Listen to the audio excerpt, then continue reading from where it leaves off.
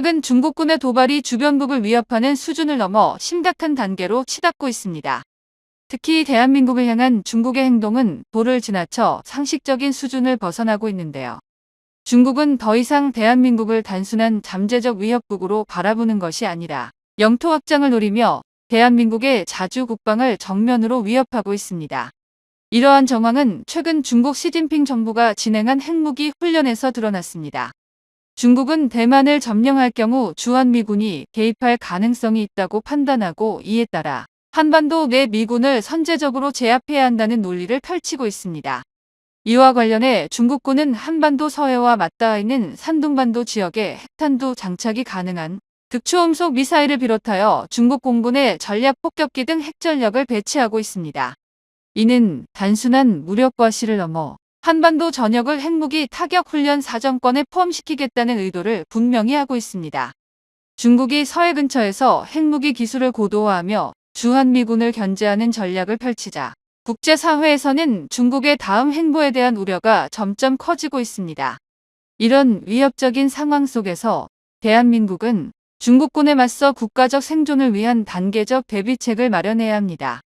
한국은 이미 핵무기 관련 기술을 상당 부분 보유하고 있으며 필요할 경우 신속하게 핵무장을 단행할 수 있는 역량을 갖추고 있습니다. 이는 단순한 군사력 강화가 아니라 대한민국이라는 국가의 존립이 걸린 문제입니다. 일부에서는 대한민국의 급진적인 핵무장에 반대하는 입장을 보이고 있지만 핵무기 보유 기술을 사전에 갖추어 놓고 상황에 따라 핵무장을 선택하는 방식은 완전히 다른 이야기입니다.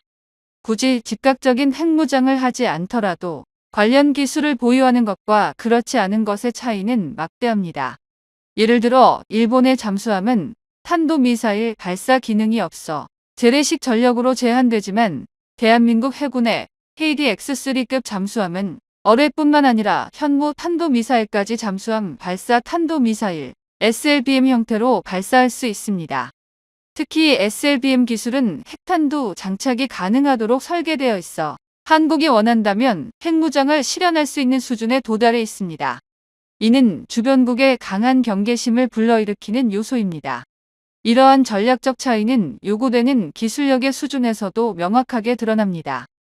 한국은 미사일 및 핵무기 관련 기술 개발에 집중하고 있는데 의외로 핵탄두를 제작하는 것보다 그것을 운반하는 미사일 시스템을 개발하는 것이 훨씬 더 어렵습니다. 특히 SLBM 같은 기술은 세계적으로도 극비에 속하는 분야로 다른 국가들이 쉽게 전수해 주지 않는 영역입니다. 한국은 이런 어려움을 극복하고 세계에서 7번째로 잠수함 발사, 탄도미사일 SLBM 개발에 성공하였으며 사거리 6,000km 이상의 탄도미사일 발사 체계를 이미 확보한 상태입니다. 현재 한국이 개발 중인 장거리 탄도미사일 현무 개량형은 6,000km 이상의 사거리를 갖추고 있으며 탄두 중량 역시 기존보다 크게 증가할 것으로 예상됩니다. 이는 재래식 탄두뿐만 아니라 핵탄두 탑재도 가능하도록 설계되어 있습니다. 국방과학연구소는 이 기술을 더욱 발전시켜 단일 미사일에 다수의 탄두를 탑재해 여러 목표를 동시에 타격할 수 있는 다탄두 재진입 MIRV 기술도 병행 개발할 계획입니다. 또한 대한민국은 탄 미사일 기술뿐만 아니라 핵 추진 시스템 개발에서도 획기적인 진전을 이루고 있습니다. 기존에는 핵탄두 탑재가 불가능한 재래식 미사일 체계가 주력이었지만 최근 사거리 증가와 탄두 중량 확대를 목표로 첨단 기술이 집약된 무기 체계를 개발 중입니다. 특히 한국이 독자적으로 개발하고 있는 새로운 원자로 기술은 국제원자력 협약과 무관한 원료를 사용하며 이를 통해 자체적인 핵 추진 기술을 확보할 가능성이 높아졌습니다. 이 원자로가 실용화될 경우 경항 공모함을 비롯한 다양한 무기체계의 핵 추진 기술을 적용할 수 있으며 이를 통해 대한민국의 군사력은 비약적으로 향상될 것입니다. 한국은 기존의 원자로 문제점을 창의적인 방식으로 해결하면서 세계 군사 강국들조차 실패한 영역에서 성공을 거두고 있습니다. 이는 오직 대한민국만이 가진 독보적인 기술력 덕분이며 국제사회에서 한국의 군사력에 대한 평가를 한 단계 끌어올리는 계기가 되고 있습니다. 이러한 성과를 바탕으로 대한민국은 세계에서 유례가 없는 4세대 원자로 개발을 현실화하고 있으며 이 기술을 통해 자립적인 에너지 생산과 군사적 응용을 동시에 추진하고 있습니다. 한국형 원자로의 특징은 우라늄 135X를 사용하여 필요에 따라 원자력 발전뿐만 아니라 핵무기 전환도 가능하다는 점입니다. 더 중요한 것은 원료 수급부터 제조를 타국의 간섭 없이 독자적으로 진행할 수 있다는 점인데요. 과거 군사 강국들이 같은 시도를 했지만 실패했던 것과 달리 대한민국은 이 기술 개발의 성공을 눈앞에 두고 있습니다. 한편 최근 대한민국의 차세대 현무 미사일이 최종 시험을 통과하자 중국 국영 언론은 당혹감을 감추지 못하고 있습니다. 중국 언론들은 한국의 현무5 미사일은 북한과 일본뿐만 아니라 중국의 주요 도시와 산업시설까지 사거리 내에 포함된다며 경계를 드러냈습니다. 또한 미국이 한국을 이용해 중국의 국력 쇠퇴를 유도하려는 의도가 있다고 주장하며 작은 나라 한국이 너무 위험한 장난감을 만들었다고 비난하고 있습니다. 그러나 군사 전문가들은 한국의 신형 미사일이 단순한 전력 강화 수준을 넘어선다고 평가하고 있습니다. 특히 현무5의 초대형 탄두는 지하 300에서 500m 관통한 후 폭발하는 벙커 버스터 기능을 갖추고 있어 중국군 지휘부가 지하 벙커에 피신하더라도 이를 무력화할 수 있습니다. 전문가들은 탄두 중량 8톤의 미사일이 마하 10 이상의 속도로 낙하할 경우 충격파로 인내 도시 하나가 초토화될 수 있으며 반경 10km 내에 있는 모든 구조물과 생명체가 무사하지 못할 것이라고 분석했습니다. 이처럼 대한민국은 단순한 군사력 강화를 넘어 전략적 억지력을 확보하며 자주국방 역량을 극대화하고 있습니다. 세계가 주목하는 대한민국의 군사력 발전은 단순한 방어력을 넘어 주변국들의 오판을 방지하는 강력한 메시지를 던지고 있습니다. 현무5 미사일이 지하 수백 미터까지 파고든 후 폭발할 경우 2차 지진파가 발생하여 남아있던 건물들 마저 붕괴될 수 있습니다. 이에 대한 분석에 따르면 미국이 보유하고 있으나 사용이 어려운 전술 핵무기보다 현무5 미사일이 중국 입장에서 더 위협적인 존재로 인식되고 있습니다. 중국 언론의 보도 내용을 살펴보면 한국의 무기에 대한 두려움을 감추지 못하는 모습을 보이고 있습니다. 특히 중국이 현무5 미사일에 극도로 민감하게 반응하는 이유는 바로 탄두 중량에 따라 사거리가 크게 달라지기 때문입니다. 최근 국방부는 현무 미사일의 탄두 중량을 1톤으로 조정할 경우 사거리가 최대 5,500km까지 증가할 수 있다고 발표하였습니다. 이는 중국 전역은 물론 대만과 남중국해까지 사거리 범위에 포함된다는 의미입니다. 이에 대해 중국의 관영 매체들은 중국 공산당을 위협하는 것은 미국의 핵무기가 아니라 한국의 현무 미사일일 것이라는 분석을 내놓았습니다. 또한 한국의 미사일 전력을 과소평가해서는 안 된다는 경고도 제기되었습니다. 북유럽의 저명한 싱크탱크인 스톡홀름 국제평화연구소는 이미 수년 전부터 대한민국의 미사일 기술력이 세계 최상위권에 도달할 것으로 예상한 바 있습니다. 해외 주요 외신들도 한국 국방부가 2030년까지 진행할 국방 중기 계획을 발표하면서 무려 2,500억 달러 규모의 예산을 투입하여 세계 최상 위급 군사 강국으로 도약할 것이라고 전망하고 있습니다. 특히 국방 예산의 대부분이 차세대 무기 시스템 연구 개발에 집중될 예정입니다. 새로운 형태의 현무 미사일은 물론 우주 로켓 기반 차세대 군사위성 시스템, 고성능 스텔스 전투기, 핵추진 잠수함, 스텔스 구축함 등 한국이 보유하지 않았던 최첨단 무기들이 잇따라 개발되고 있는 상황입니다. 무엇보다 주목해야 할 점은 전술 핵무기를 개량형 현무 미사일에 탑재할 수 있다는 것입니다. 기존 현무 미사일보다 훨씬 크기가 커진 현무6 미사일은 사실상 대륙간 탄도미사일 수준으로 분류될 수 있으며 탄두 크기 또한 전술핵을 장착할 수 있을 정도로 대형화되었습니다. 과거 한미 미사일 지침으로 인해 사거리가 2,000km로 제한되었으나 실제 현무 미사일에 탑재된 엔진의 성능은 이를 훨씬 초과할 수 있는 능력을 갖추고 있습니다. 이는 곧 중국과 일본을 주요 타격 목표로 하면서 탄두 중량을 최대 15톤까지 확장할 수 있다는 의미와 같습니다. 즉, 현재 개발 중인 고위력 현무 미사일 시리즈는 필요할 경우 핵탄두를 장착하여 운용하는 것이 가능하며 재래식 탄두 중에서도 세계 최고 수준의 파괴력을 자랑하는 것으로 확인되고 있습니다. 이에 따라 한국은 전략적으로 우주로 발사 가능한 탄도미사일 고체 연료 로켓 기술, 핵탄두 장착 미사일 기술 등 다양한 분야에서 빠르게 기술을 습득하고 있습니다. 이미 한국은 우라늄 농축 기술에서도 세계 최상위권 수준을 확보하고 있어 핵무장을 모든 준비를 갖춘 상태라는 평가를 받고 있습니다. 이처럼 한국이 개발 중인 차세대 현무 미사일 한 발은 기존 현무 미사일 10발 이상의 화력을 갖출 것으로 예상됩니다. 다탄두 기술이 적용되어 하나의 미사일에서 다수의 탄두가 분리되어 목표를 향해 동시에 날아가게 되며 이는 일본, 북한, 중국의 방공망을 뚫고 요격을 사실상 불가능하게 만드는 전략 무기로 자리 잡을 것입니다. 이러한 사실이 공개되자 중국은 즉각 반발하였습니다. 중국 국경 언론과 환구시보는 한국이 서해상에 현무 미사일 배치를 계속 늘릴 경우 한반도에서 국지전이 발생할 가능성이 높아질 것이라며 위협적인 메시지를 보냈습니다. 하지만 같은 기사 내에서는 만약 한국군이 현무 미사일 배치를 중단한다면 한중 경제 협력을 더욱 강화할 수 있을 것이라며 현무 미사일 증가에 대한 중국의 실질적인 두려움을 간접적으로 드러내기도 하였습니다. 현재 한국은 공식적으로 핵보 유국임을 선언하지 않았으나 단기간 내에 수천 발의 핵무기를 생산하고 배치할 수 있는 능력을 보유한 국가로 평가받고 있습니다. 국제사회에서도 한국을 잠재적 핵보 유국으로 인정하고 있으며 비상상황 발생 시 신속하게 핵무장을 단행할 가능성이 크다는 분석이 나오고 있습니다. 그러나 아직 핵을 공식적으로 보유하지 않은 상황에서 대한민국이 선택할 수 있는 최선의 방안은 현무 미사일의 수량과 성능을 지속적으로 강화하는 것입니다. 전투기야말로 그 나라의 모든 기술력의 집약체라고 생각하시면 되는데요. 그런 전투기를 다른 국가의 공군 사령관이 탑승한다면 이는 기술력의 유출까지도 되는 문제기에 전투 보안상 극비로 취급되고 있기에 말도 안 되는 소리입니다. 하지만 그럼에도 공군 사령관이 탑승을 했다면 이는 서로 간에 믿을 수 있는 어떤 협약을 체결하거나 항공기를 구매하는 국가로 볼 수 있습니다.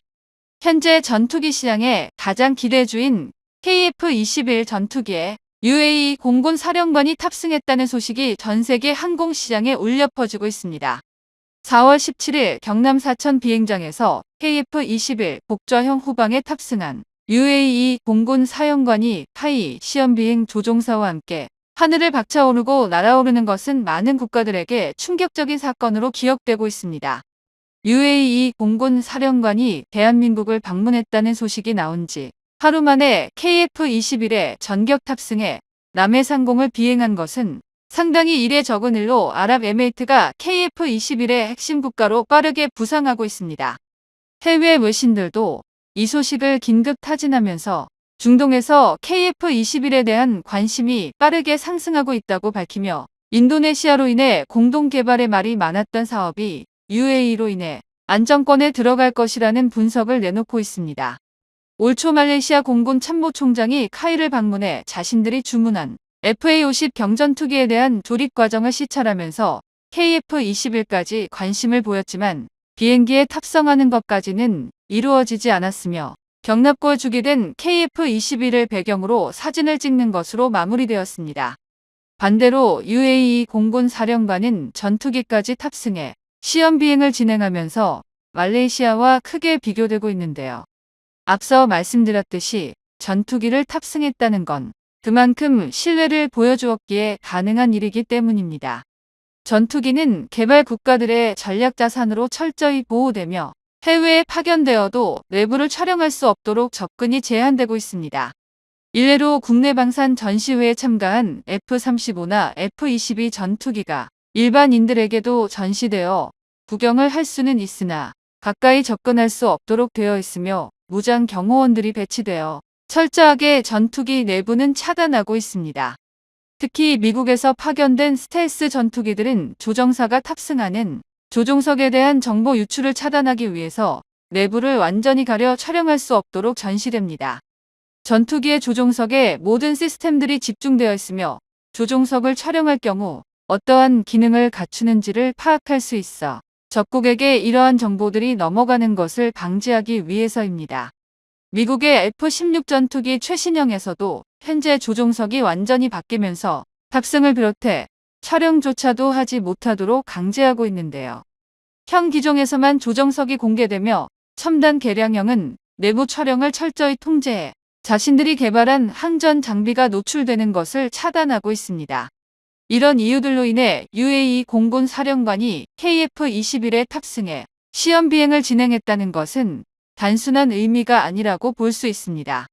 KF-21의 조정석은 일체형 대형 모니터가 설치되었으며 터치 조작으로 다양한 임무를 모두 수행할 수 있도록 개발되어 있는데요.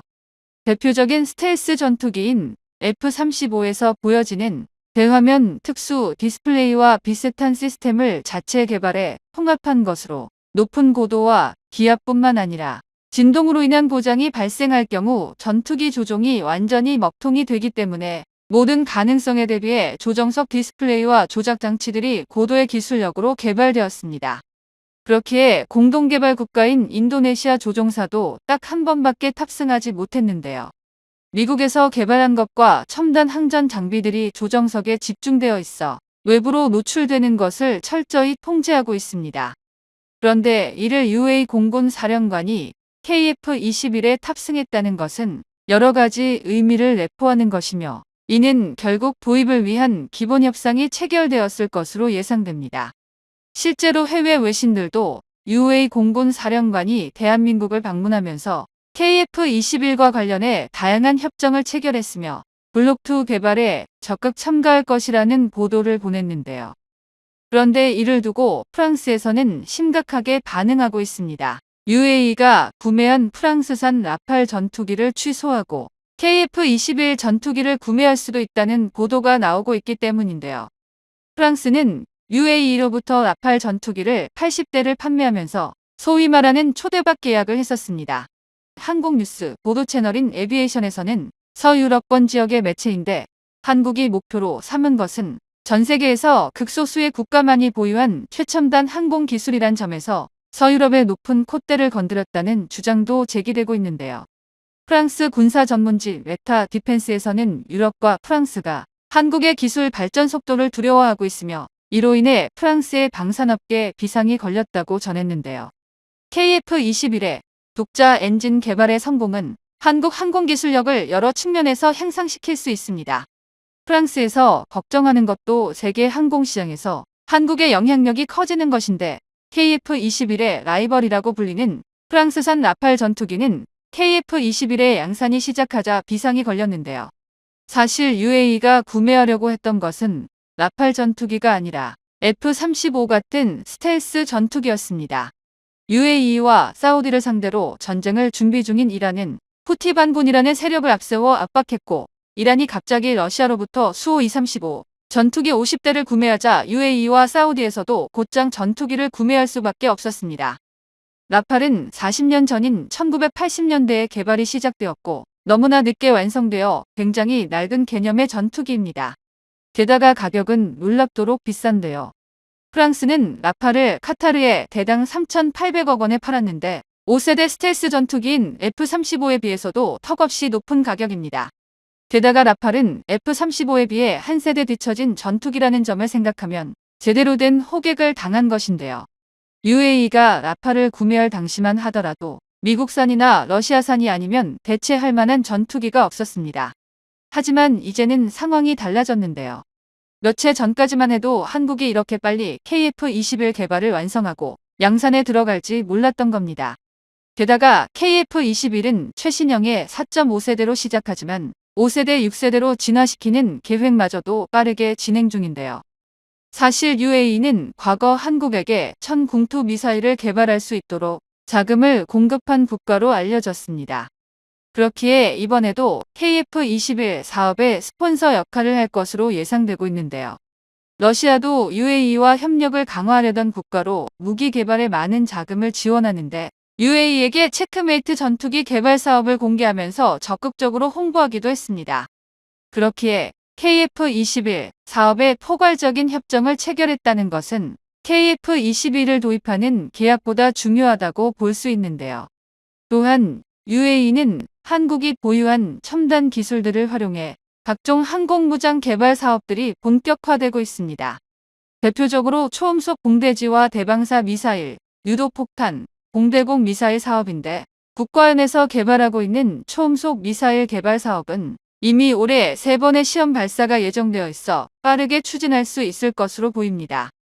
또한 천령 순항 미사일의 경우 공중에서 발사하면 수백 킬로미터를 비행해 표적을 정확히 명중시킬 수 있는 기술을 보유할 것으로 알려져 이란을 상대로 장거리 공격 무기로 활용할 수 있어 UAE를 비롯해 사우디에서도 주시하고 있습니다.